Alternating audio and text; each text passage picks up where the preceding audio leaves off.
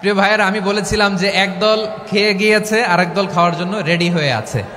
তো কোনো দল এটা নিয়ে কোনো কথা বলল না। আপনারা এটাকে নিজের গায়ে যে মাখালেন, এটা ঠিক হয়নি। আর এই জাতীয় বার্তা যখন আমরা দেই, তখন যদি আপনি বলেন যে পারলে রাজনীতিতে আসেন, পারলে দল করে দেখান, এটা হইল?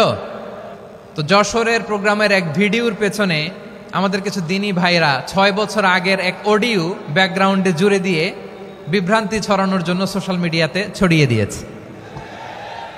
তো তাদের প্রতিও আমাদের কোনো রাগ নাই, ক্ষোভ নাই। তারা হয়তো দিনই তাকাদা থেকেই করেছে। বিশাল মাঠ, আমি তো বাংলাদেশের অলমোস্ট অধিকাংশ জেলায় গিয়েছি। এই এমসি কলেজের ময়দানের মতো মাঠ আমার চোখে আর পড়ে নাই বাংলাদেশ।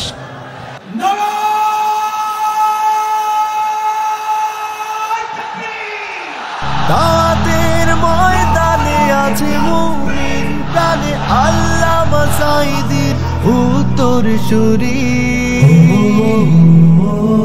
আজ হারি আজ হারি আজ হারি মিজানুর রহমান আজ হারি। সিলেটের আলিয়া মাদ্রাসার যে ময়দান, সেখানে দীর্ঘ 33 বছর 34 বছর সরাসরি কোরআন থেকে তাফসির করে আপনাদেরকে শুনিয়েছেন এই ভূখণ্ডের তাফসির জগতের কিংবদন্তি শহীদ মরহুম আল্লামা দেলোয়ার হোসেন সাঈদী রাহিমাহুল্লাহ। আমরা আমাদের আল্লামার জন্য দোয়া করি, আল্লাহ তাআলা মরহুম আল্লামা দেলোয়ার হোসেন সাঈদী রাহিমাহুল্লাহর জীবনের সকল খেদমাগুলোকে আল্লাহ তাআলা কবুল করে নিক। ওনার কবরটাকে আল্লাহ তাআলা কোরআনের নূর দিয়ে মোনাওয়ার করে দিক। আমি আরো সৌভাগ্যবান যে আমি অত্যন্ত নগণ্য ক্ষুদ্র একজন কোরআনের ছাত্র হয়ে কোরআন থেকে যা বুঝেছি, এই কথাগুলো যখন দেশ থেকে দেশান্তরে যেখানেই যাই শোনাবার জন্য লক্ষ লক্ষ দিনী ভাইরা সেখানে উপস্থিত হয়, আলহামদুলিল্লাহ। এবং যারা আসতে পারেন না, এরকম কোটি কোটি বনি আদম পরবর্তীতে সোশ্যাল মিডিয়ার কল্যাণে তারা কথাগুলো শোনেন, আলহামদুলিল্লাহ। আবার এমনও অনেক আছে যারা আমাদেরকে পছন্দ করেন না, তারাও ডায়েরি খাতা কলম নিয়ে, মোবাইল নিয়ে, ল্যাপটপ খুলে আমাদের আলোচনা শোনেন। আমি তাদেরকেও ভালোবাসি, কারণ আমার স্লোগান হচ্ছে হেরে যাবে ওদের হিংসা, ষড়যন্ত্র, জিতে যাবে আমাদের ভালোবাসা। যারা আমাদের বিরোধিতা করে, আমাদের ব্যাপারে ঘৃণা ছড়ায়, তাদের জন্য আমাদের বুক ভরা দরদ আর ভালোবাসা আছে না নাই? কারণ ভালোবাসা দিয়ে যা জয় করা যায়, কঠোরতা দিয়ে তা পারা যায় না। তো যারা বিরোধিতার জন্য আমাদের আলোচনা শোনেন, তাদেরকেও ওয়েলকাম। যারা আমাদের আলোচনা আউট অফ কনটেক্সট নিয়ে এক জায়গার মাথা আর এক জায়গার লেজ জুড়ে দেন, তাদেরকেও ওয়েলকাম। গত সপ্তাহে আপনারা জানেন খুলনা বিভাগের প্রোগ্রাম আমি দিয়েছিলাম যশোরে আদ্দিন ফাউন্ডেশনের উদ্যোগে। তো যশোরের প্রোগ্রামের এক ভিডিওর পেছনে আমাদের কিছু দিনী ভাইরা 6 বছর আগের এক অডিও ব্যাকগ্রাউন্ডে জুড়ে দিয়ে বিভ্রান্তি ছড়ানোর জন্য সোশ্যাল মিডিয়াতে ছড়িয়ে দিয়েছে। তো তাদের প্রতিও আমাদের কোনো রাগ নাই, ক্ষোভ নাই। তারা হয়তো দিনই তাকাদা থেকেই করেছে, কিন্তু তারা হয়তো বুঝতে পারে নাই এই যে রিসেন্ট আলোচনার ভিডিওর পেছনে 6 বছর আগের অডিও জুড়ে দেওয়া, এটাকে বাংলায় বলে প্রতারণা। কি বলে? প্রতারণা, ধোঁকাবাজি। এখনকার আলোচনার ভিডিও আর ব্যাকগ্রাউন্ডে এডিট করে লাগিয়েছে 6 বছর আগের অডিও। এটারে প্রতারণা বলে, ধোঁকাবাজি বলে। আর বিশ্বনবী বলেন, মান গশানা ফালাইসা মিন্না, the person who deceives us he is not among us. যে আমাদেরকে ধোঁকা দেয় সে আমাদের অন্তর্ভুক্ত নয়। তো বিশ্বনবীর এই হাদিস তারা মনে রাখে না। তো এই জন্য শুধু বিশ্বনবীর প্রতি সাল্লাল্লাহু আলাইহি ওয়াসাল্লামের প্রতি সেরেফ ভালোবাসা আপনাকে বাঁচাতে পারবে না যদি বিশ্বনবীর আদর্শ আপনি গ্রহণ না করেন। তার জলজান্ত প্রমাণ আবু তালেব বিশ্বনবীকে অনেক ভালোবেসেছেন আলাইহিস সালাতু ওয়াসসালাম। পলিটিক্যাল শেল্টার, ফিনান্সিয়াল শেল্টার, সব ধরনের শেল্টার তিনি দিয়েছেন, কিন্তু বিশ্বনবীর আদর্শ মানেন নাই। মুক্তি মিলবে? হ্যাঁ, আওয়াজ করে বলেন, আবু তালেবের কি মুক্তি মিলবে? তাহলে সেরেফ ভালোবাসা আপনাকে বাঁচাতে পারবে। ভালোবাসার পাশাপাশি বিশ্বনবীর আদর্শকে মেনে নেওয়ার দরকার আছে না নাই? তো যারা এই সমস্ত কাজ করেন আমাদের ভাইয়েরা, তাদের জন্য আল্লাহ তাআলার কাছে আমরা হেদায়েতের দোয়া করি। আবার আমি দেখেছি আমার গত সপ্তাহের যশোরের আলোচনার একটা লাইনকে কেন্দ্র করে আমাদের অনেক রাজনীতিবিদ বন্ধুরা অনেক ক্ষুব্ধ প্রতিক্রিয়া দেখাচ্ছেন। ওই কথাকে নিজেদের গায়ে টেনে, নিজেদের গায়ে মেখে ওনারা ক্ষুব্ধ হয়েছেন। প্রিয় ভাইয়েরা, আমি বলেছিলাম যে একদল খেয়ে গিয়েছে, আরেক দল খাওয়ার জন্য রেডি হয়ে আছে। তো এখানে কি আমি কোনো দলের নাম বলেছি? বাংলাদেশে 48টা প্রায় নিবন্ধিত রাজনৈতিক দল, কোনো দলের নাম আমি বলিনি। কথাটাকে আমি জেনারেল রেখেছি। দায়ীদের বৈশিষ্ট্যই এটা, দায়ীরা জেনারেলি কথা বলে, যার যেই মেসেজ নেয়ার তারা সেখান থেকে নিয়ে নেয়।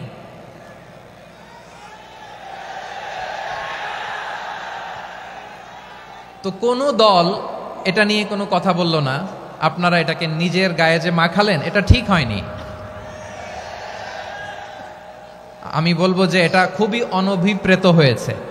কোনো দলকে টার্গেট করে বা কোনো দলের পক্ষে আমরা কখনো কথা বলি না। আমরা কোরআনের পক্ষে কথা বলি, ইসলামের পক্ষে কথা বলি, ঠিক কিনা বলেন? সো একটা জেনারেল কথাকে যদি আমার রাজনীতিবিদ বন্ধুরা নিজেদের গায়ে মাখেন, ক্ষুব্ধ প্রতিক্রিয়া জানান, এতে করে সাধারণ জনগণের কাছে একটা নেগেটিভ মেসেজ যাবে ওনাদের ব্যাপারে। এটা হোক আমরা চাই না। এদেশের যত এই যে আমার ভাইয়েরা, এই যে তো আমার প্রিয় রাজনীতিবিদ বন্ধুদের আমি বলবো, কথাটা ছিল ভেরি জেনারেল, এটা নিজেদের গায়ে মাখানোর কোনো দরকার নাই। আমরা এই যে এক্সিস্টিং যে রাজনৈতিক চর্চা, এটা থেকে আমরা বেরিয়ে আসতে চাই। আমরা চাই না এদেশে চাঁদাবাজি, দখলবাজি থাক, ঠিক কিনা বলেন? এদেশে কোনো দুর্নীতি থাক, টেন্ডারবাজি থাক, এগুলো আমরা চাই। আই হেট পলিটিক্স একটা জেনারেশন আছে, এই বেশিরভাগ জেনজি অফ সিলেট, এরা আই হেট পলিটিক্স জেনারেশন। এরা পলিটিক্সকে পছন্দ করে না। তো কেন করে না, এর দায়ভার আমাদের আছে না নাই? আছে। এবং আমরা দেখেছি ক্ষমতার পালাবদল যখন হয়, এক সরকার যায় আরেক সরকার আসে, তখন দুর্নীতির ফিরিস্তি আমরা জানতে পারি, এর আগে জানতে পারি না। প্রতিটা দলের ভেতরেই আমরা এই বাজে চর্চাটা দেখেছি। সো এখন আমাদেরকে শুধরে নেয়ার সময় এসেছে। এটা এই সুন্দর সময়, নতুন প্রভাতের বাংলাদেশ, নতুন ভোরের বাংলাদেশ, এই সময় আমরা কাদা ছোড়াছড়ি যেন না করি। আমাদের শপথ নেয়ার সময় এসেছে। প্রতিটি দল, নিবন্ধিত 48টি, সবগুলো দলের এখন শপথ নেওয়া উচিত যে আমরা কোনোদিন আর চাঁদাবাজি করব না, টেন্ডারবাজি করব না, দখলবাজি করব না। আমরা সব সময় দেশের পক্ষে থাকব, সব সময় দেশের পক্ষে থাকব। সেই কথাগুলো ছিল ভেরি জেনারেল। যে কথাগুলো আমরা জেনারেলি বলি, এগুলো জেনারেলি আপনারা নেবেন। আমার রাজনীতিবিদ বন্ধুদের কাছে এটাই আমার কামনা। আর এই জাতীয় বার্তা যখন আমরা দেই, তখন যদি আপনি বলেন যে পারলে রাজনীতিতে আসেন, পারলে দল করে দেখান, এটা হইল? আমি কি এরকম কোনো কথা বলেছি? না। আমি একজন মুফাসসিরে কোরআন, আমি একজন আলেম, এর বাইরেও আমার সবচেয়ে বড় পরিচয় আম আ সিটিজেন অফ বাংলাদেশ। আমি বাংলাদেশের একজন সাধারণ নাগরিক। আমার দেশের যে কোনো সমস্যা, যে কোনো ইনকনসিস্টেন্সি, অসঙ্গতি নিয়ে মত প্রকাশের স্বাধীনতা আমার আছে না নাই? আপনারাই তো বাক স্বাধীনতার কথা বলেন, ফ্রিডম অফ স্পিচের কথা বলেন, বাক স্বাধীনতার কথা বলেন। আপনারাই যদি আবার কোনো মন্তব্যের কারণে বলেন যে রাজনীতির মাঠে আসেন, দল করেন, দেখি কতটুকু পারেন, এটা ঠিক হবে না। তাই প্রিয় ভাইয়েরা, আসুন আমরা দল মত নির্বিশেষে কাঁধে কাঁধ মিলিয়ে সোনার বাংলাদেশ গড়ি, দুর্নীতিমুক্ত বাংলাদেশ গড়ি, যে বাংলাদেশের জন্য রক্ত দিয়েছে আবু সাইদ, যে নতুন ভোরের বাংলাদেশের জন্য রক্ত দিয়েছে মুগ্ধরা, যে নতুন বাংলাদেশের জন্য রক্ত ঝরিয়েছে 24-এর যে গণ অভ্যুত্থানের প্রত্যেকটি শহীদারা। আওয়াজ করে বলেন ঠিক কিনা? আল্লাহ তাআলা আমার দেশকে তুমি নিরাপদ করো, শান্তিময় করো। আমরা যেন স্বাধীন সার্বভৌম বাংলাদেশে মাথা উঁচু করে বিশ্ব দরবারে দাঁড়াতে পারি। আল্লাহ তুমি তৌফিক দান করো। আওয়াজ করে সবাই পড়ে আমিন। প্রিয় ভাইয়েরা, আমি আর কাল বিলম্ব না করে আসুন সরাসরি মহাবিশ্বের মহাগ্রন্থ, মহাবিশ্বয় মহাগ্রন্থ আল কোরআন আল কারীমের তাফসীর শুনি। আমি আজকের এই চমৎকার রজনীতে আলোচনা করবার জন্য সূরাতুল আহজাবের 45-46 এ দুটি আয়াতকে চুজ করেছি। এ দুটি আয়াতের আলোকে কিছু কথা আপনাদের সাথে শেয়ার করব। আওয়াজ করে পড়ুন ইনশাআল্লাহ। তার আগে আসুন একটু দেখে নিই আপনারা কে কোথা থেকে এসেছেন। আপনারা সুনামগঞ্জ জেলা থেকে কারা কারা এসেছেন দেখি। সুনামগঞ্জ, মাশাআল্লাহ মাশাআল্লাহ মাশাআল্লাহ, ঠিক আছে, হাত নামাও। সুনামগঞ্জ গেল। হবিগঞ্জ, হবিগঞ্জ, ঠিক আছে, হাত নামাও। মৌলভীবাজার, দেখি মৌলভীবাজার, মাশাআল্লাহ, ঠিক আছে। এবার সিলেটের কারা কারা দেখি।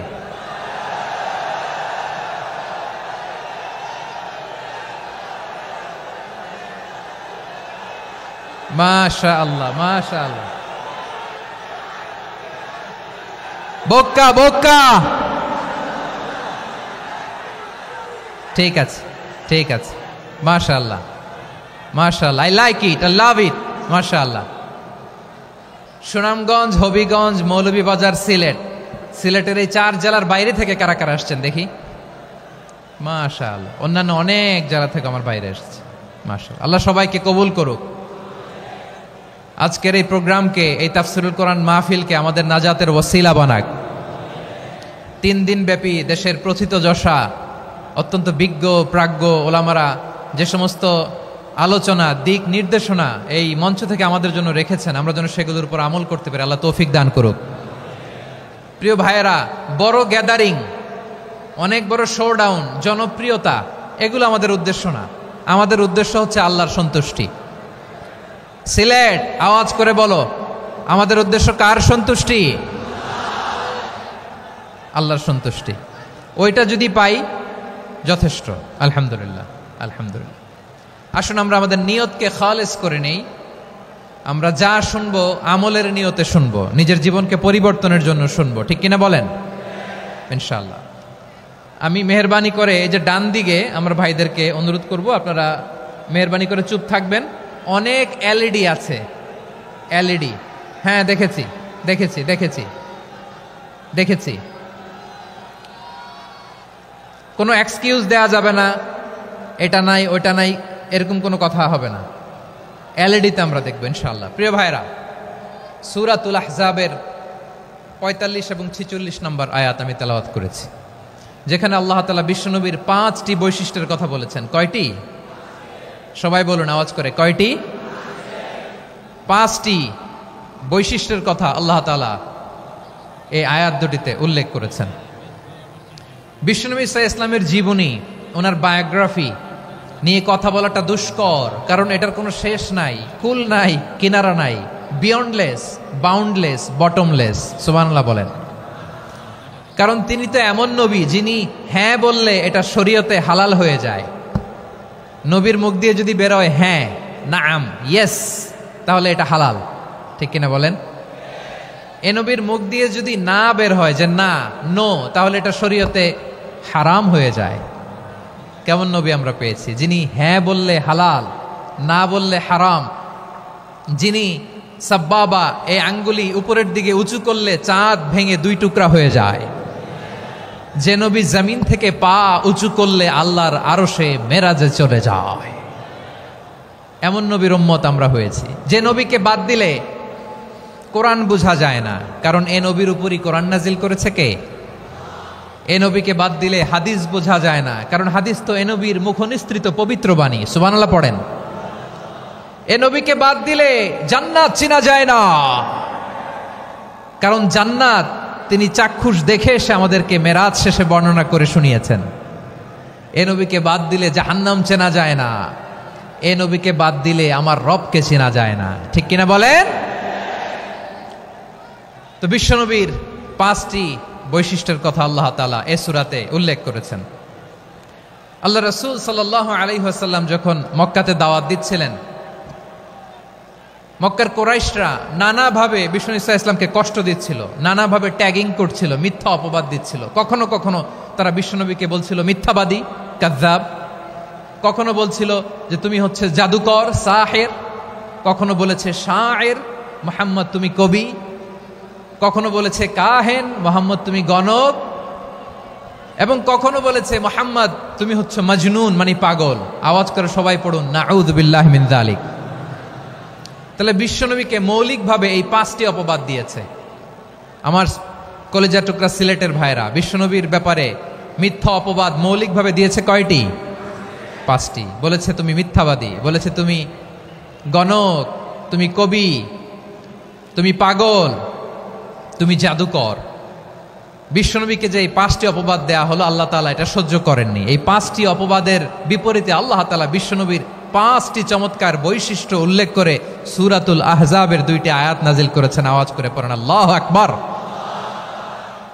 5টি চমৎকার বৈশিষ্ট্য সূরাতুল আহজাবের ভেতরে রব্বুল আলামিন উল্লেখ করে আমাদেরকে জানিয়ে দিচ্ছেন, ইয়া আইয়ুহান নাবিয়্যু ইন্না আরসালনাকা শাহিদান ওয়া মুবাশশিরান ওয়া নাযীরা ওয়া দাঈয়ান ইলাল্লাহি বিইذনিহি ওয়া সিরাজাম মুনীরা।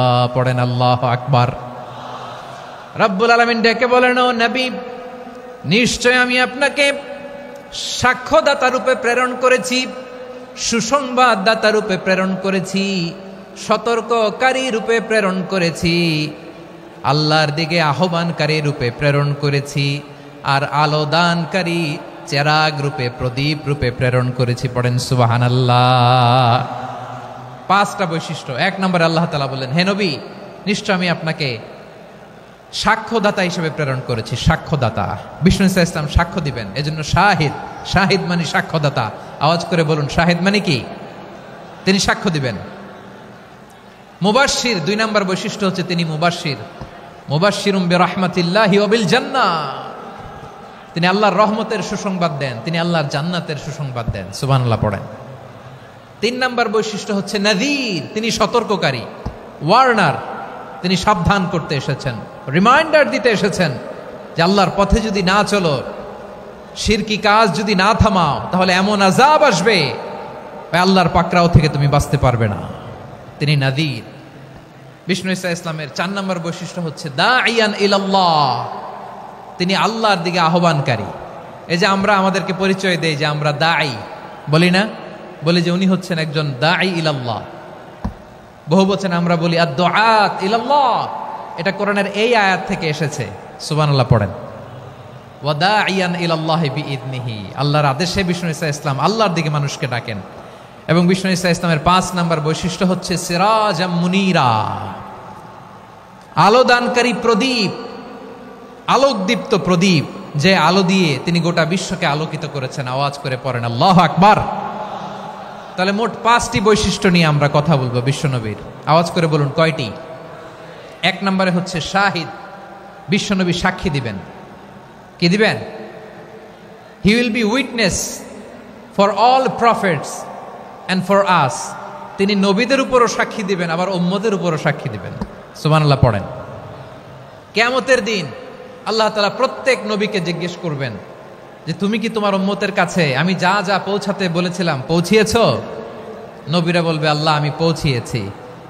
নবীদের কথা ঠিক কিনা, সত্য কিনা, এর সপক্ষে তখন বিশ্বনবী সাক্ষী দিবেন। সুবহানাল্লাহ পড়েন। এজন্য রব্বুল আলামিন বলেন, ফাকাইফা ইযা জিনা মিন কুল্লি উম্মাতিন বিশাহীদিন ওয়া জিনা বিকা আলা হাউলাই শাহীদা। তখন কেমন হবে যখন প্রতিটি উম্মত থেকে আমি একজনকে সাক্ষ্য হিসেবে বের করে আনবো, আর তাদের উপরে নবী আমি আপনাকে সাক্ষ্য বানাবো। পড়েন সুবহানাল্লাহ। তাহলে সব উম্মতের ব্যাপারে সেই উম্মতের নবীরা সাক্ষ্য দিবে, আর ওই নবীদের উপরে আমাদের নবী বিশ্বনবী সাক্ষ্য দিবেন। সুবহানাল্লাহ পড়েন। এজন্য বিশ্বনবী হচ্ছেন শাহিদ। শাহিদের আরেকটা ব্যাখ্যা হচ্ছে বিশ্বনবী সাল্লাল্লাহু আলাইহি ওয়াসাল্লাম আমাদের সাক্ষীর উপরে তিনি সাক্ষী দিবেন। তিনি নবীদেরও সাক্ষী, আবার আমাদের উপর উম্মতের উপরও সাক্ষী। সুবহানাল্লাহ পড়েন। রব্বুল আলামিন বলেন, وَكَذَلِكَ جَعَلْنَاكُمْ أُمَّةً وَسَطًا لِتَكُونُوا شُهَدَاءَ عَلَى النَّاسِ ويكون الرسول عليكم شهيدا। আর অনুরূপভাবে আমি তোমাদেরকে মধ্যমপন্থী উম্মত হিসেবে তৈরি করেছি, প্রেরণ করেছি, ব্যালেন্সড উম্মাহ, মধ্যমপন্থী উম্মাহ হিসেবে প্রেরণ করেছি, যাতে করে তোমরা সবার উপরে সাক্ষ্য দিতে পারো, আর যাতে তোমাদের নবী হতে পারে তোমাদের উপরে সাক্ষ্যদাতা। পড়েন সুবহানাল্লাহ। আমরা হচ্ছি ব্যালেন্সড উম্মাহ, আমরা সবার ব্যাপারে সাক্ষ্য দিব, আর আমাদের উপর সাক্ষ্য দিবে স্বয়ং বিশ্বনবী। সুবহানাল্লাহ পড়েন। তাহলে আমাদের নবী নবীদের উপরও সাক্ষী, আমাদের উপরও সাক্ষী। সেই বুখারীতে এসেছে আল্লাহ তাআলা কিয়ামতের দিন সাইয়েদনা নূহ আলাইহিস সালামকে বলবেন, নূহ তুমি কি দাওয়াত পৌঁছিয়েছো তোমার উম্মতের কাছে? নূহ আলাইহিস সালাম বলবেন, হ্যাঁ আমি পৌঁছিয়েছি। এবার নূহের উম্মতকে আল্লাহ জিজ্ঞেস করবেন, এ নূহের উম্মতেরা, তোমাদের নবী নূহ কি দাওয়াত পৌঁছিয়েছে? নূহের উম্মত বলবে, না আল্লাহ, আমাদের কাছে কোনো সতর্ককারী আসে নাই, কোনো নবী টবি আসে নাই, কোনো দাওয়াতও আমরা পাই নাই, আপনারাও চিনি নাই, জান্নাতও চিনি নাই, জাহান্নামও চিনি নাই। নূহ আলাইহিস সালাম বিপদে পড়ে যাবেন। তখন আল্লাহ বলবেন, নূহ তুমি বললা পৌঁছিয়েছো, তোমার উম্মত বলে কিছু পায় নাই। নূহ তোমার কি কোনো সাক্ষী আছে? তোমার কথা আর তোমার উম্মতের কথা তো মিলে না। তুমি বললা তুমি আমার নির্দেশনা দাওয়াত পৌঁছে দিয়েছো, কিন্তু তোমার উম্মত বলে পায় নাই। নূহ তোমার পক্ষে কোনো সাক্ষী আছে? নূহ আলাইহিস সালাম বলবেন, আছে। কে? উম্মতে মুহাম্মাদি। তখন আমরা বলবো, আল্লাহ, আল্লাহর নবী নূহ আলাইহিস সালাম তিনি আপনি যা যা বলেছেন ঠিক তা তা তার উম্মতের কাছে পৌঁছে দিয়েছে। এবার নূহের উম্মতের সাথে আমাদের ঝগড়া লাগবে। তারা বলবে, তোমরা আসছো আমাদের হাজার হাজার বছর পরে, তোমরা কি করে জানলা? তোমাদের সাক্ষী ধর্তব্য হবে না। আমরা তখন বলবো, আমাদের কোরআনে তোমাদের নবীর নামে আল্লাহ তাআলা একটা সূরা নাজিল করেছেন, সূরাতে নূহ। আওয়াজ করে পড়েন আল্লাহু আকবার। আমরা বলবো, আমাদের কোরআনে তোমাদের নবীর কথা আল্লাহ আমাদেরকে জানিয়েছেন, দিন রাত এক করে তোমাদের কাছে তিনি দাওয়াত পৌঁছেছেন। তোমরা কানের মধ্যে হাত দিয়ে রাখতা, চেহারাটা কাপড় দিয়ে ঢেকে রাখতা, আল্লাহর নবী নূহকে পিটিয়ে ছালা দিয়ে পেঁচিয়ে তোমরা পাহাড়ে তুলে রেখে আসতা, সব আমরা জানি। আমরা যখন বলবো এই কথা, নূহের উম্মত চুপসে যাবে। তখন আমরা সত্য বলেছি কিনা এটা আল্লাহ তাআলা জানতে চাইবে বিশ্বনবীর কাছে। তখন বিশ্বনবী আমাদের পক্ষে সাক্ষী দিবেন। আওয়াজ করে বলেন আল্লাহু আকবার। এজন্য আল্লাহ বলেন, নবী আপনি হচ্ছেন সাক্ষ্যদাতা, সব নবীদের উপর আপনি হবেন সাক্ষী, আবার আপনার উম্মতের সাক্ষীর উপর আপনি হবেন সাক্ষী। তার মানে নবী গো, কিয়ামতের কঠিন ময়দানে আপনি হবেন রাজ সাক্ষী। বিশ্বনবী কি সাক্ষী? আওয়াজ করে বলেন, রাজ সাক্ষী, সব সাক্ষীর বড় সাক্ষী। এজন্য বিশ্বনবীকে আল্লাহ তাআলা প্রথম যে বৈশিষ্ট্যটা দিয়েছেন সেটা হচ্ছেন শাহিদ। তিনি সাক্ষ্যদাতা, witness for all messenger of God and for all of us. সুবহানাল্লাহ পড়েন। তাহলে এক নাম্বার বৈশিষ্ট্য বুঝতে পেরেছেন? বুঝতে পেরেছেন সবাই? মাশাআল্লাহ। এদিকে কি ভাই, এই যে জেনজি অফ সিলেট, কি তোমরা বসো না, দাঁড়াও না, যাও না, আসো না, চলে যাবা? এই লক্ষ মানুষ ঠেলে তোমরা যাইতে পারবা? হ্যাঁ,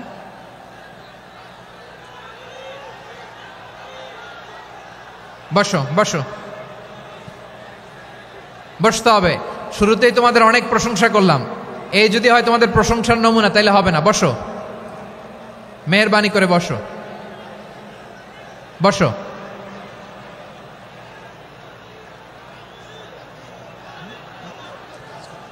আওয়াজ করে তাকবীর দেন, আওয়াজ করে পড়েন লিল্লাহে তাকবীর। আরো জোরে আওয়াজ করে পড়তে হবে, লিল্লাহে তাকবীর, লিল্লাহে তাকবীর। আমার প্রিয় সিলেটবাসী, আমার দিকে তাকান, আমার দিকে তাকান। জি, এরকম গ্যাদারিং হইলে পাবলিক ইভেন্ট বন্ধই করে দিতে হবে আমাদের। আমার দিকে তাকান। তাহলে আল্লাহ তাআলা বিশ্বনবীর 5টি বৈশিষ্ট্যের কথা বলেছেন। একটি বৈশিষ্ট্যের ব্যাপারে আমরা জানলাম, তিনি হচ্ছেন শাহিদ, সাক্ষ্যদাতা, সবার উপরে সাক্ষ্যদাতা। 2 নম্বর বৈশিষ্ট্য হচ্ছে মুবাশশিরা, তিনি সুসংবাদদাতা। সিলেটবাসী আওয়াজ করে আমার সাথে বলো, মুবাশশিরা মানে সুসংবাদদাতা। তিনি আল্লাহর রহমতের সুসংবাদ দেন, তিনি জান্নাতের সুসংবাদ দেন। এই উম্মতের মধ্য থেকে যারা গাফেল, যারা অবাধ্য, যারা সীমালঙ্ঘনকারী, তাদেরকে বিশ্বনবী আল্লাহর রহমতের সুসংবাদ দেন। তিনি বুঝান আল্লাহর দরবার 24/7, 24 ঘন্টা খোলা। আপনি যত বড় পাপী হন, আপনি যতই অন্যায় করেন না কেন, আল্লাহর রহমতের দরিয়া, আল্লাহর রহমতের দরজা আপনার জন্য খোলা আছে না নেই? জায়নামাজটা বিছিয়ে দেন, চোখের পানি ছেড়ে দেন, 2 রাকাত নামাজ পড়ে সেজদায় লুটিয়ে পড়ে কাঁদেন। যত গুনাহ আপনার হোক না কেন, আপনার গুনাহ মাফ করে কবুল করে নিবে কে? যারা প্র্যাকটিসিং, যারা ইমানদার, তাদেরকে বিশ্বনবী জান্নাতের সুসংবাদ দেন। আওয়াজ করে পড়েন সুবহানাল্লাহ। এজন্য রব্বুল আলামিন বিশ্বনবীর পরিচয় অন্য আয়াতে এভাবে তুলে ধরেন, ওয়ামা আরসালনাকা ইল্লা কাফাতান লিন-নাসি বাশীরাও ওয়া নাযীরা। নবী হে, আমি গোটা জগৎবাসীর জন্য আপনাকে সুসংবাদদাতা এবং সতর্ককারী করে জমিনে প্রেরণ করেছি। মুবাশশিরাম বিল জান্নাত, তিনি জান্নাতের সুসংবাদ দেন, তিনি আশা জাগান। নবীর কথা শুনলে মানুষ বুকে আশা ফিরে পায়। আমার নবী কাউকে হতাশ করেন না। হতাশা বিশ্বনবীর ডিকশনারিতে নাই। তিনি মানুষকে আশাবাদী করে তোলেন। বিশ্বনবীর কথা শুনলে মানুষের হৃদয় নরম হয়, তারা আশা ফিরে পায়। বিশ্বনবীর মুখ নিঃসৃত পবিত্র প্রতিটি কথাই আশা জাগানিয়া। সুবহানাল্লাহ পড়েন। আপনি প্রিয় নবীর মুখ নিঃসৃত বাণীগুলো পড়েন, কথামালাগুলো শোনেন, দেখবেন আশা পাবেন, বুকে আশা পাবেন, ভালোবাসা পাবেন। কারণ তিনি এমন সত্তা, এমন পার্সোনালিটি, তার কথা শুনলে হৃদয় নরম হয়ে যায়। মনে হয় হৃদয় খুলে তারে দিয়ে দেই, সব কথা যেন তারে বলা যায়। আওয়াজ করে বলেন ঠিক কিনা? সে কোন বন্ধু বলো বেশি বিশ্বস্ত, সে কোন বন্ধু বলো বেশি বিশ্বস্ত, কার কাছে মন খুলে দেয়া যায়, কার কাছে সব কথা বলা যায়, হওয়া যায় বেশি আশ্বস্ত। তার নাম আহমদ, বড় বিশ্বস্ত। সে কোন বন্ধু বলো বেশি বিশ্বস্ত, কার কাছে মন খুলে দেয়া যায়, কার কাছে সব কথা বলা যায়, হওয়া যায় বেশি আশ্বস্ত। তার নাম আহমদ, বেশি বিশ্বস্ত। যে জন কখনো ব্যথা দিতে জানে না, যে জনকে বলি মুছে দেহি বেদনা, যে জন কখনো ব্যথা দিতে জানে না, যে জনকে বলি মুছে দেহি বেদনা, হৃদয়ের হাহাকার কবুল করে নিতে আর কারে বুক এত প্রশস্ত। তার নাম আহমদ, বেশি বিশ্বস্ত। এই সিলেট, এই এখানে কি কি সমস্যা? এখানে কি সমস্যা? এই যে জেনজি, এই যে লুক এট মি, এখানে তাকাও, আমার সাথে কথা বলো, ডিল উইথ মি। তোমরা ওইদিকে তাকাচ্ছ কেন? ওইদিকে উত্তেজিত হচ্ছ কেন? আমার দিকে তাকাও। আমি তো তোমাদের মেহমান হয়ে এসেছি। হ্যাঁ, ইউ আর দ্য হোস্ট। তোমরা আজকের প্রোগ্রামের হোস্ট, আমি তোমাদের গেস্ট। তো এইরকম নমুনা করলে হবে? এই যে লক্ষ লক্ষ মানুষ বসে আছে, জায়গা পায়নি, লক্ষ লক্ষ জেনজি দাঁড়িয়ে আছে, কই এরকম তো করে না? হ্যাঁ, বসো বসো, মেহরবানি করে বসো বসো, আল্লাহর ওয়াস্তে বসো বসো। হ্যাঁ, আমার দিকে তাকাও, বসো। আর অল্প কয়েক মিনিট, শেষ করে দিব আমি। এদিকে তাকাও, এইদিকে। হ্যাঁ, মাশাআল্লাহ, হ্যাঁ ঠিক হয়ে গেছে, মাশাআল্লাহ, হ্যাঁ ঠিক আছে, ঠিক আছে। আরেকজনকে বসুন, থামুন বলার দরকার নেই, নিজে নিজে বসে যাও। এতক্ষণ তো খুব শান্ত ছিলা, ভদ্র ছিলা, মাশাআল্লাহ, ঠিক আছে। হ্যাঁ, কেউ কারো দিকে কিছু ছুঁড়ে মারা যাবে না। পানির বোতল টিস্যু ছুঁড়ে মারা যাবে না। হয়েছে? ঠিক আছে, ঠিক আছে।